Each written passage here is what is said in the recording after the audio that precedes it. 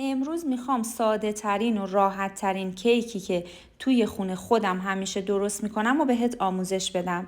اول کره و شکر رو داخل همزن میریزم و با دور متوسط اجازه میدم که کاملا مخلوط و کرمی رنگ بشه. بعد بهش تخم مرغ و شیر رو اضافه میکنم. حالا نوبت به مواد خشک میرسه. آرد، وانیل و بیکینگ پودر رو کامل با هم مخلوط میکنم و 3 بار الک میکنم تا آردم کاملا سبک بشه.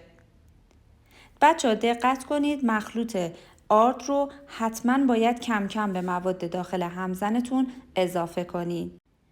کف قالب مورد نظرم رو کامل چرب میکنم و مواد کیک رو داخل قالب میریزم. فر رو از 1 ربع قبل گرم میکنم و کیک رو داخل فر قرار میدم. بعد از نیم ساعت این کیک خوشبافت و خوشمزمون آماده است. نوش جونتون.